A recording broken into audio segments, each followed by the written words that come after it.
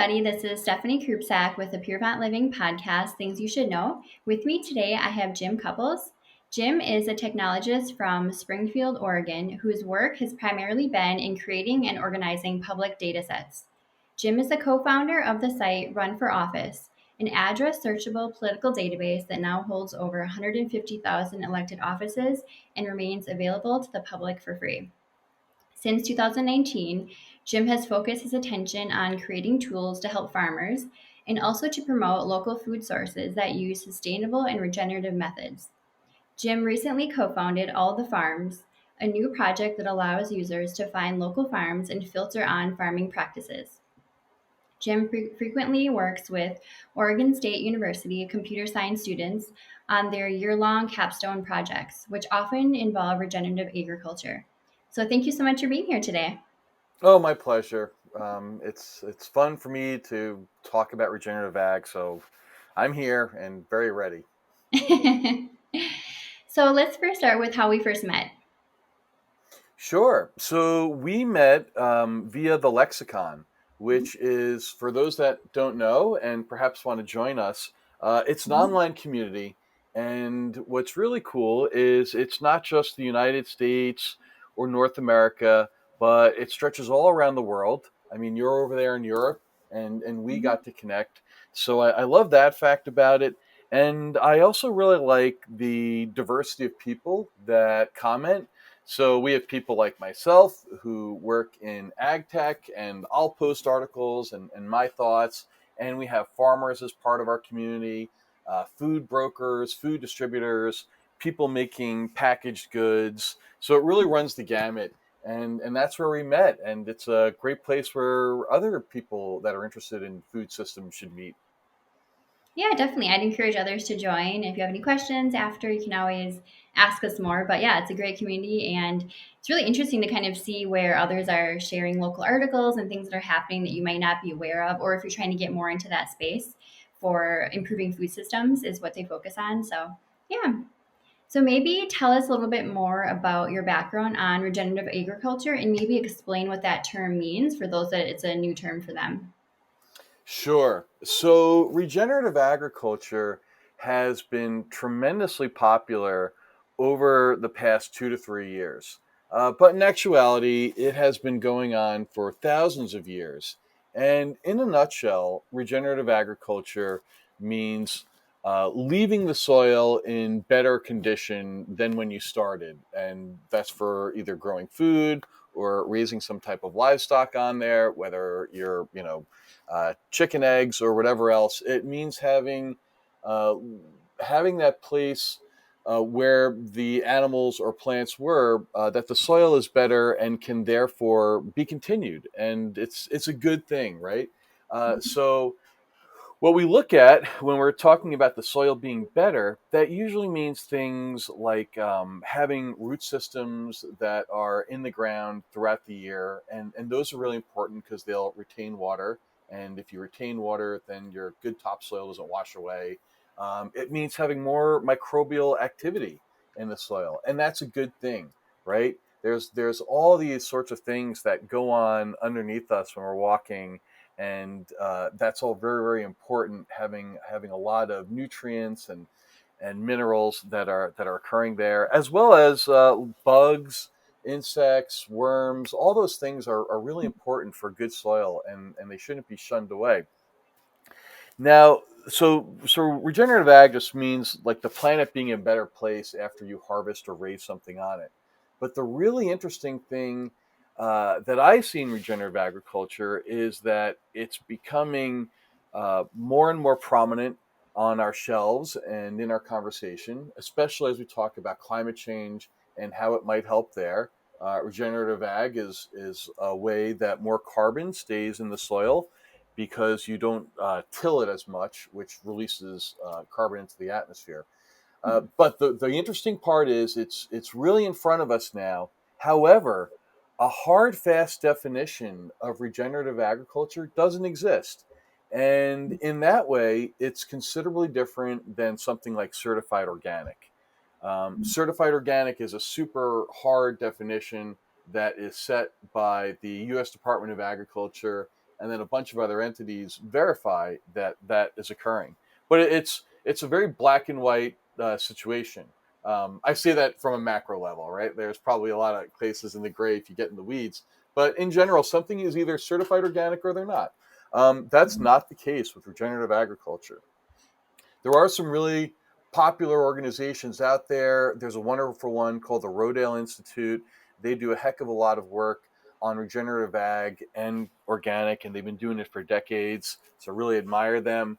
Um, and they have they just came out with a certification for regenerative ag, but it's their one, and that definition of what regenerative agriculture is has yet to be defined, and I'm willing to bet it will be within the next, I would say 2 years, maybe at the tops five. But consumers and the wider industry are going to want a hard definition on it, I believe, and we're probably headed that way. But right now, it's nebulous, and there's people that can claim regenerative agriculture, and it's a bit up to all of us to kind of better understand our food system to know what that means.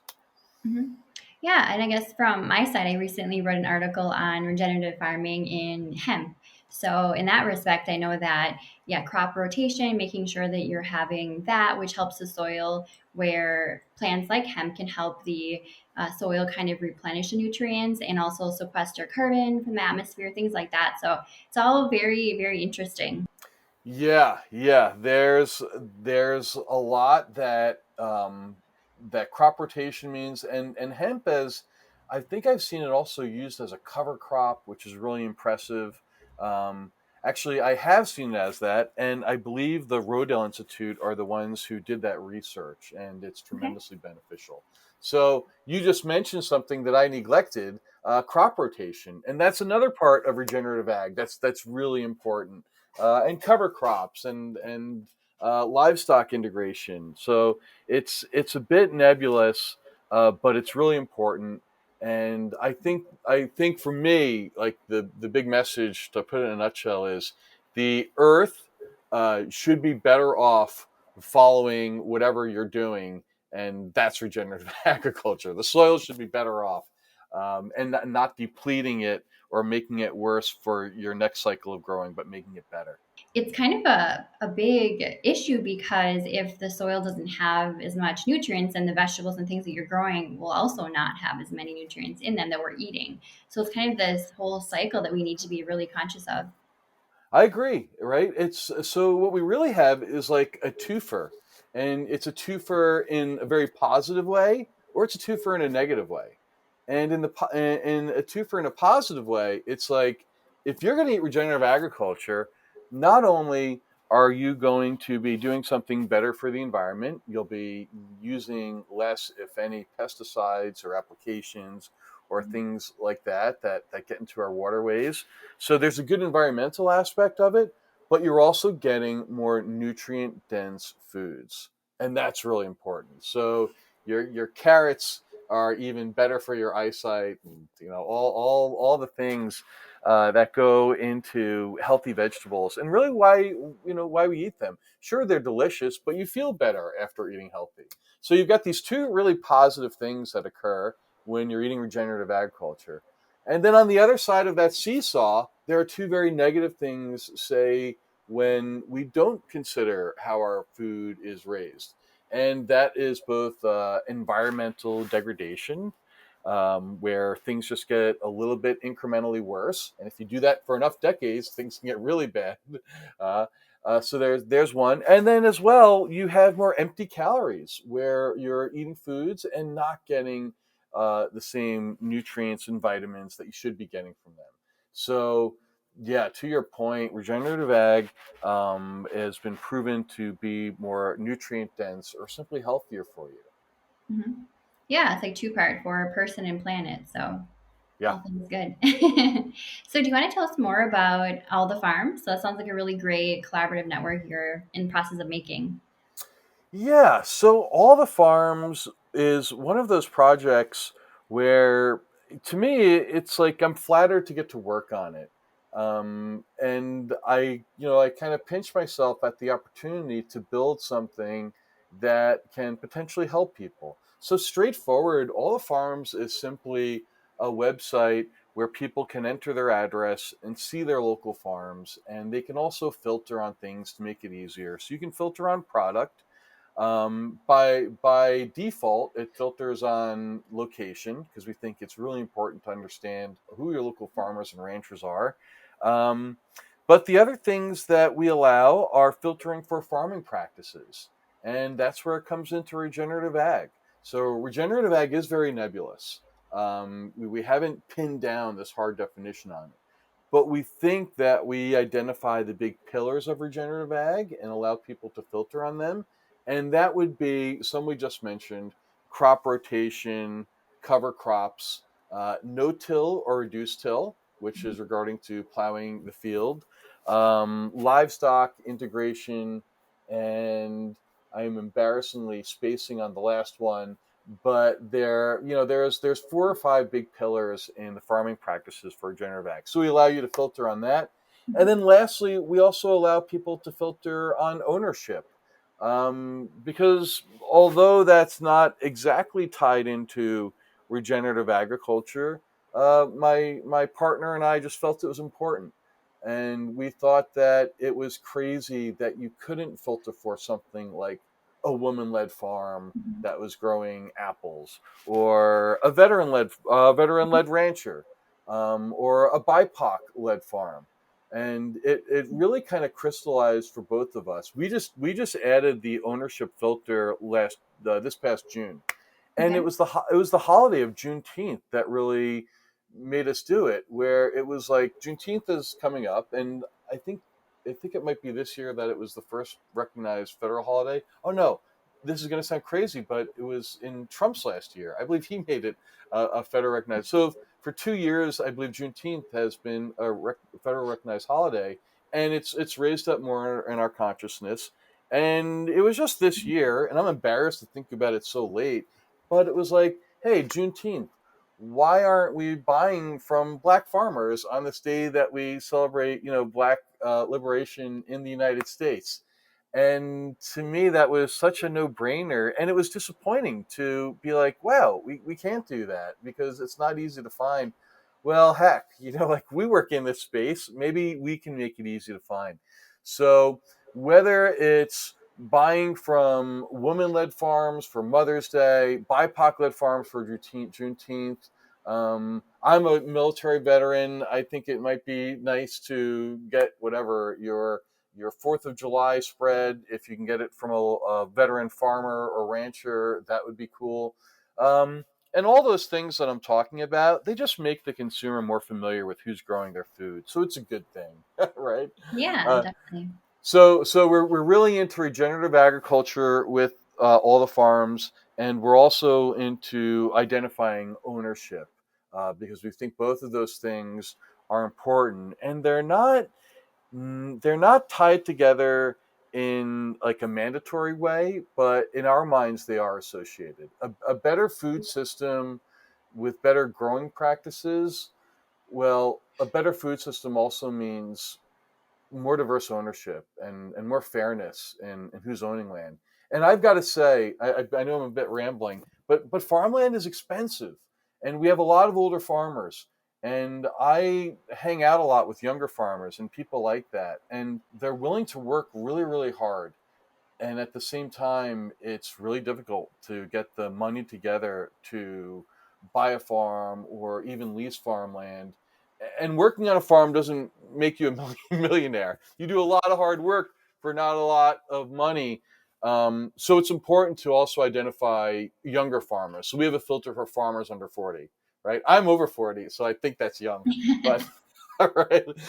But I think that's another thing that's really important. Making sure that there's equity, not just on gender, not just on race, but also on age. We've got to have young people more involved too.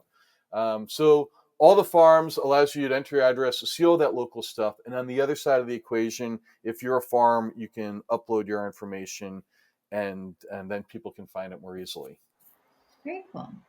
And I know last time we chatted, you talked about not from the consumer side, but from the farmer side, that they can actually search and see what other farms are growing nearby. So that can kind of fill in the gaps of what produce might be missing in the area. Maybe talk more about that. Yeah, so that is one of the observations that you get when you work in technology that you only get when you put your beloved project out in the world for others to use. So Chris and I had developed all the farms, and we finally had it in a stage where people could start using it. So we connected with people that we know firsthand, and then other ones through important organizations like the extension services, and they're throughout every state, and kind of like the small farm networks. So we told the other small farms, hey, we have this tool. Please check it out. Upload your farm. Tell us what you think.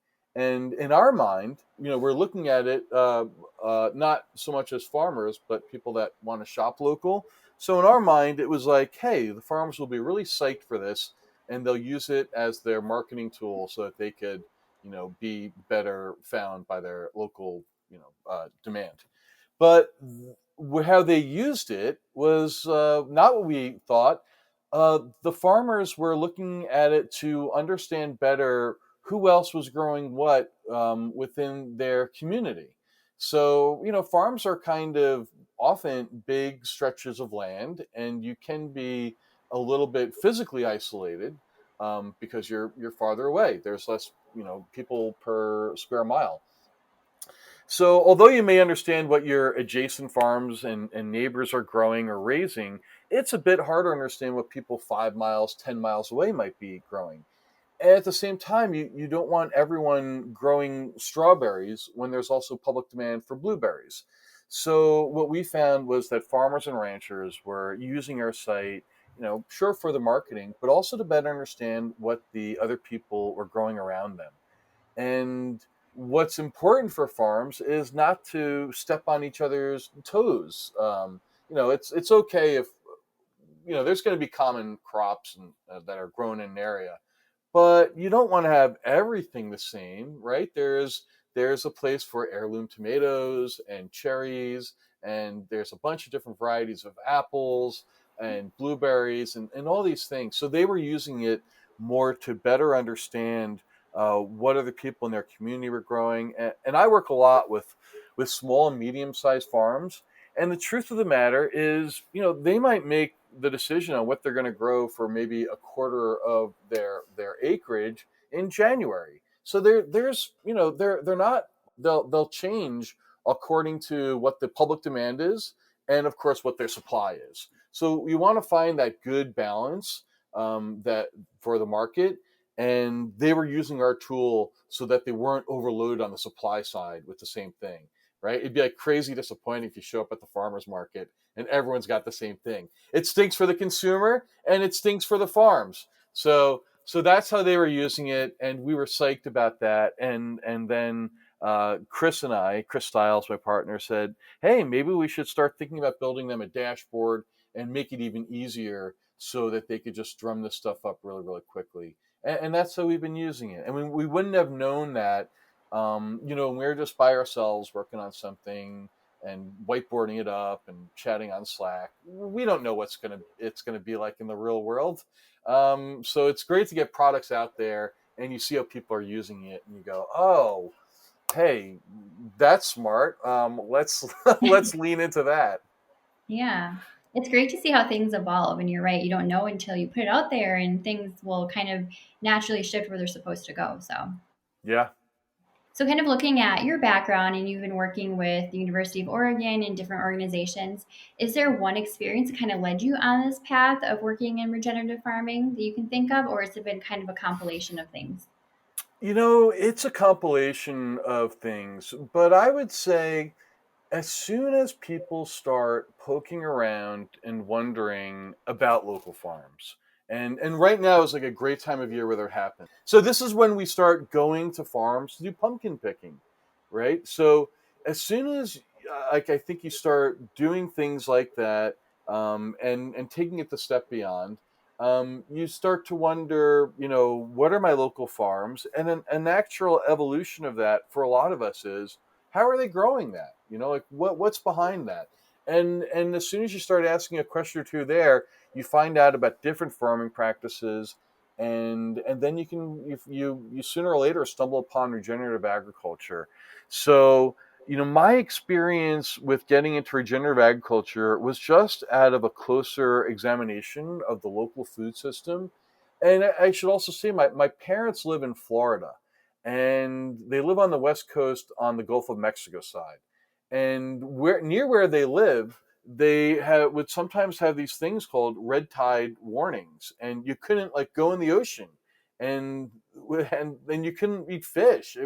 It's really bad, right? Like it's bad not just for what we're eating and the livelihoods that depend upon that, but it's bad because who the heck wants to live like near the ocean that you can't go into, right? Like, so now a direct cause of that is chemical runoff that ends up getting into the waterways and ends up flushing out to the bays in the ocean near us.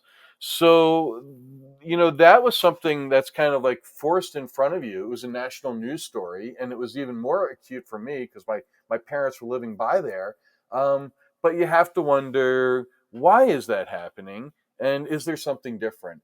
And then you get into the rabbit hole of regenerative agriculture, which is a positive rabbit hole, not a negative one. But I remember the first book that I read on regenerative agriculture, and I super duper recommend it, is The Soil Will Save Us.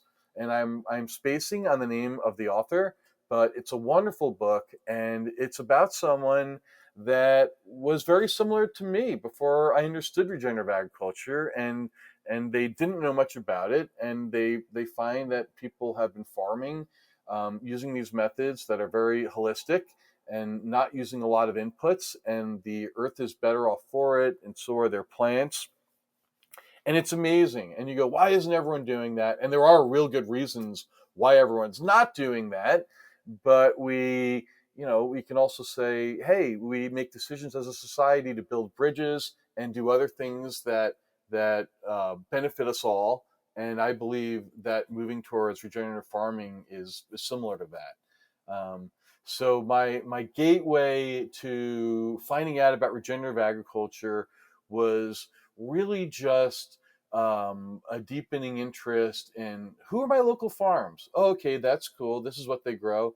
Oh, wow, that guy's certified organic. This woman is not certified organic. What's the difference? Oh, she's using actually these different methods that aren't certified, which is like what regenerative ag was. And you just kind of dig deeper, trying to understand what our local farms are doing. And that's how I ended up in the space. And I would say that was probably 4 or 5 years ago that it's been on my radar, and I was really interested in it.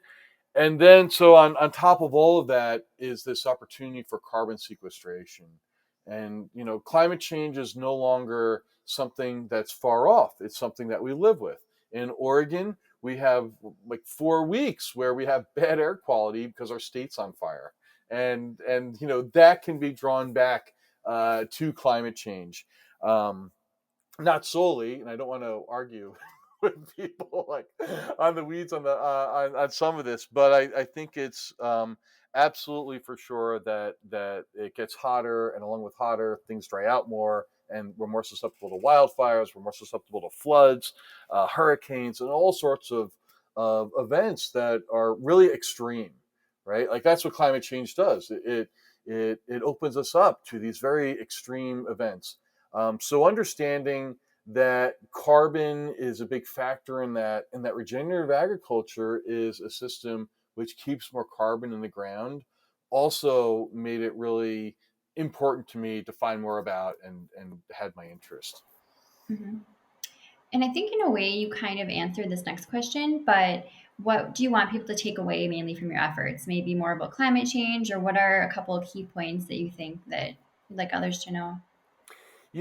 I would like others to simply know that they can and should investigate their local food systems, because there's a lot of products you can buy that are local, and you'll be putting more money directly into a farmer or rancher's hands, which is really beneficial for them.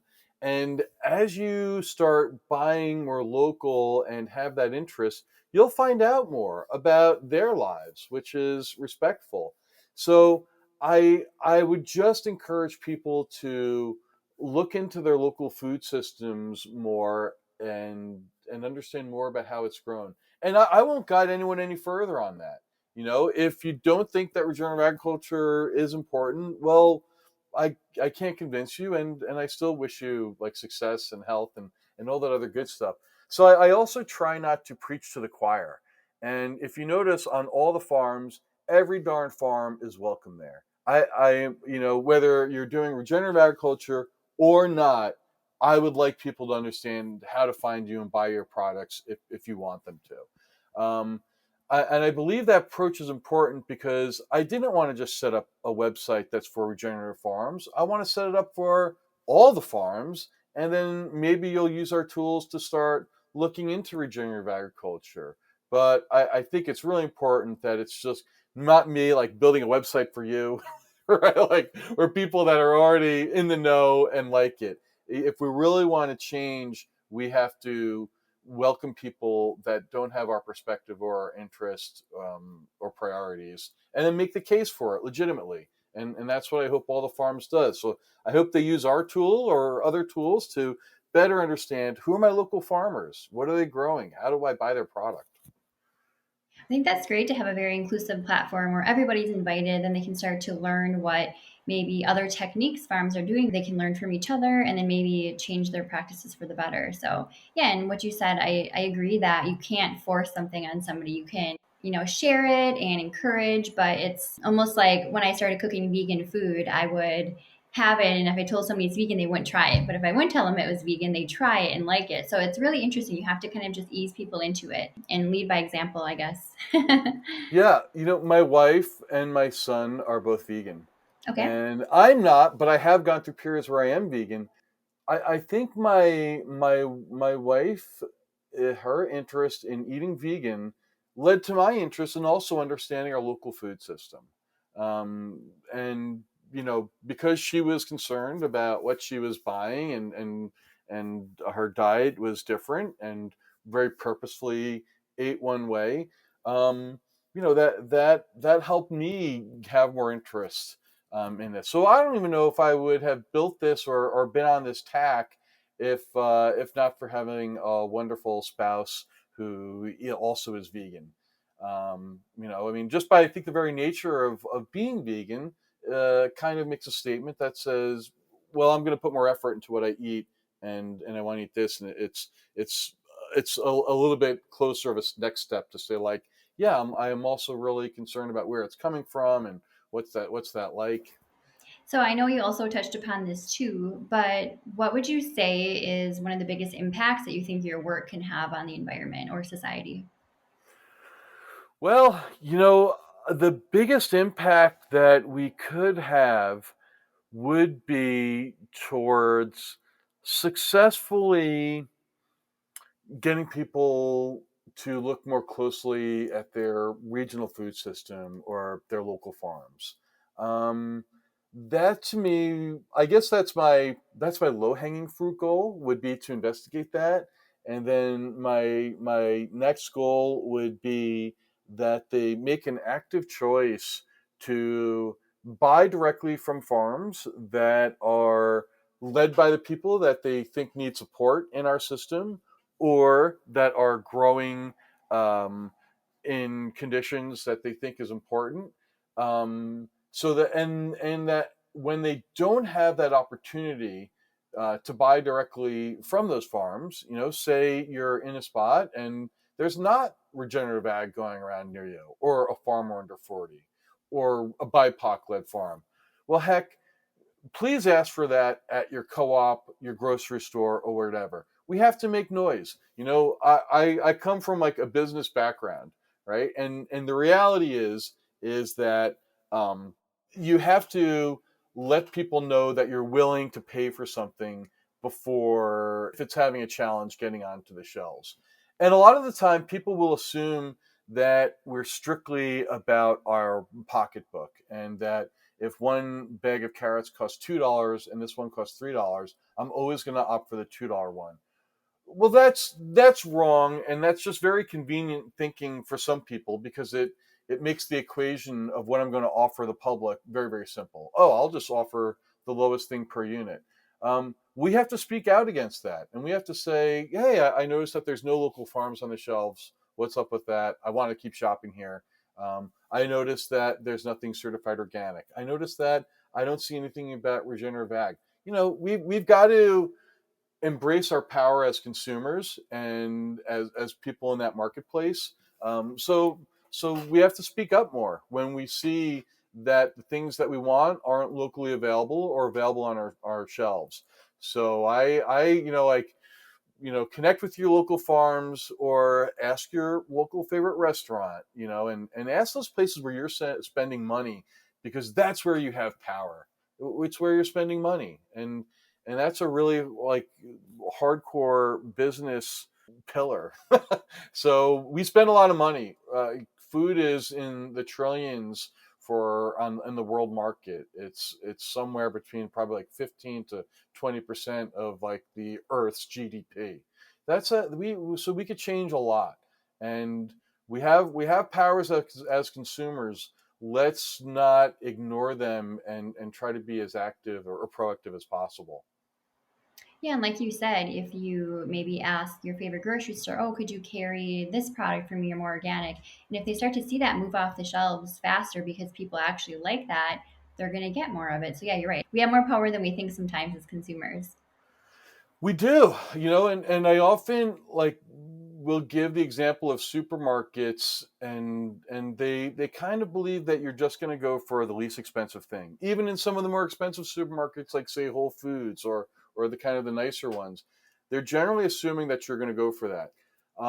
But they're wrong, and I often give the example of like craft beer, right?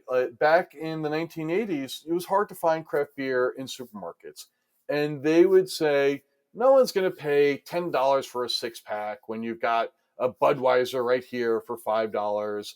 No one's going to buy beer that's brown and they've never tasted it before, or it's, there's no commercial behind that. They don't have Spuds McKenzie. How are they going to succeed? Well, they were wrong for like 30 years in a row, year over year. The craft brew industry kept on growing, and people were willing to pay that money. And we only got there because sooner or later those stores said, oh wow, we're losing out to these niche places that they're going to buy beer. I guess we have to bring on these brands, and we can do that. So that's an example of the consumer, kind of dictating what the supermarket's going to share with them.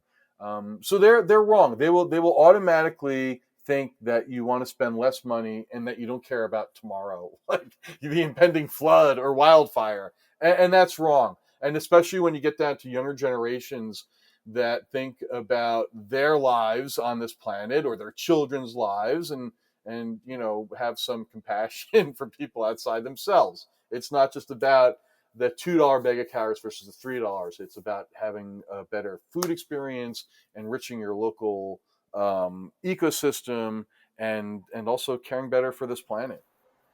Yeah, most definitely. So, here's a question that's quite broad, but what does preserving the environment mean to you? Preserving the environment means to me not making permanent changes that affect the biodiversity.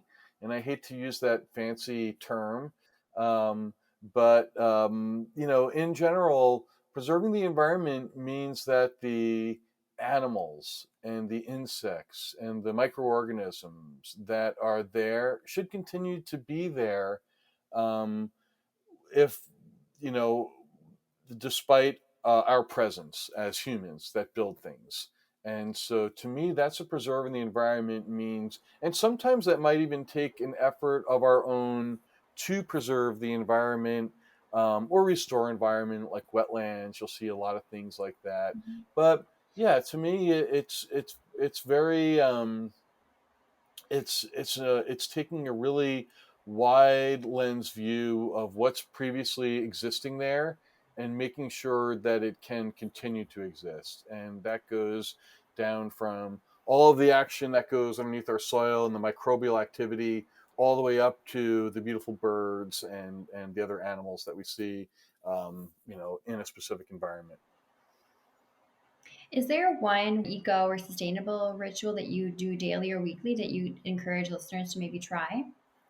I don't know if I do anything, say, on like a consistent basis outside of. I'm fortunate in that my work every day like puts me in touch with regenerative agriculture Mhm. in one fashion or another.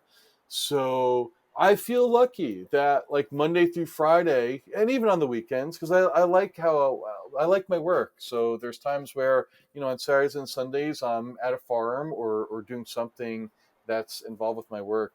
So I wish I had a better answer for that. But no, there's not much that I do in, say, a consistent thing. I've kind of got to be able to make a living, I've got to like stay on top of these things and be aware. One of the things I do, I don't know if this is what you're looking for, but hey, this is what people might want to do as far as something consistent that I do to kind of like stay in touch with regenerative ag. Put a Google alert on your news feed for regenerative agriculture, and every day you'll get like great articles on that. It's very, very, techno forward or whatever, but that's something that consistently happens on a daily basis for me that puts me in touch with new news for our shared planet and this little niche industry we're in. I like that. I do that as well too for different topics. So I write a lot about CBD, so that's one of mine as well. Mm-hmm. So, do you have a personal mantra or theme song that kind of gets you in a good state of mind or redirects your mindset for a fun question? Hmm. I love music, and I think it has a really big impact on how we're feeling for a lot of stuff. So I had just rewatched the Ken Burns documentary on country music. So I've been like really into country music from folk music and the early 1900s when it was really finding its roots. So I don't know, like "Will the Circle Be Unbroken," which is like an old gospel hymn that became a country song. That puts me in a good mood. Okay. And it's a really rocking one in the right company where people Hmm. do it really well. Very fun. Well, I know that you mentioned one of your favorite books earlier too. Do you have any other books or podcasts you'd recommend for those interested in regenerative agriculture? Oh, heck yeah. Yeah, I am a huge fan of podcasts. I listen to them a lot. So I listen to The Future of Agriculture. I think that's a really great one for our industry. And then, other than that, I stay on top of a lot of business podcasts. So I'll do like business and news. So there's a tech one that I'm really interested in. It's called Stratechery by Ben Thompson. That one I would really encourage people to check out. He kind of gets in the weeds a lot on the tech side and the business side of things and discusses that. Another one that I think is really enjoyable and thought provoking is Conversations with Tyler, which is by the economist Tyler Cohen, who is, he'll describe himself as a libertarian, which is, I'm not a libertarian. I'm like Bernie Sanders Jr. when it comes to my politics.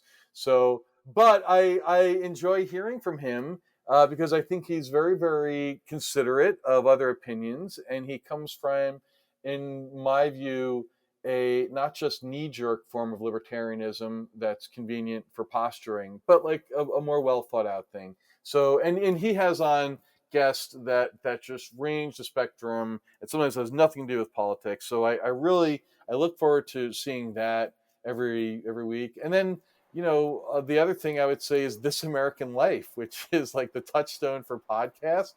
And to me, that's important as in business or as a person because they're always human stories, and in the end, that's what it comes down to. I have a favorite quote of mine by the labor leader Cesar Chavez, where he said something to the effect of, "It's never about grapes; it's always about people."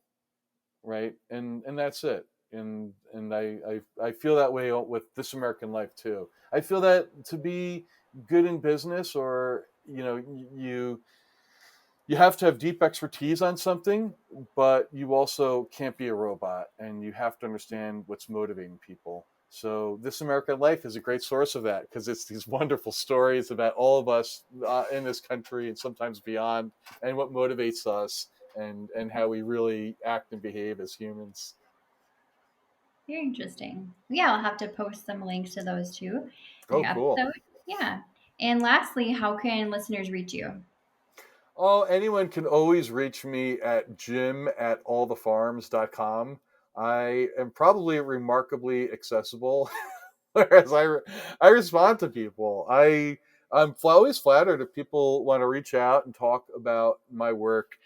There's one thing I want to mention, and that is you mentioned that I work a lot with Oregon State University initially, and that I also work sometimes with the University of Oregon. But I went to the University of Oregon. That's where I have a degree from. I can throw a rock and hit the university from here. I live right near it. But OSU, Oregon State, is really where I do most of my efforts, and that's probably because they're the ag school for our state, and they also administer the extension program. And I am a huge fan of the extension programs throughout the United States. To me, they're like the only institution that doesn't have their hand in the farmer or rancher's pocket. Right, like to me there's and so I've got a lot of good feelings towards them. Most other industries that I've seen in my travels and work in this field, um, when they're talking to you, it's part of a pitch. And so I'm a big fan of the extension service, and that's administered by Oregon State, and I work a lot with them, and their students there too. A lot of them are are are young women and men that are from farmer families, and they're going to the ag school, and then they're going to go back home, and I love working with them, and working with engineering students, and trying to prototype stuff that we think is going to make their lives better, and get us closer to better farming practices. That's great. Well, thank you for sharing all of that and everything about regenerative agriculture and all that you're doing. So, I'm sure everybody appreciated learning a bit more about it. And yeah, thanks again for being a guest. And thank you, everybody, for listening. Can I say thank you for creating this platform where we can talk and spread this message? So, Mutual Admiration Club. Thank you for creating a podcast that allows us to spread out the message and make new friends and share our viewpoints. Yeah, all things good. So, thanks again, everybody, and have a great rest of your day.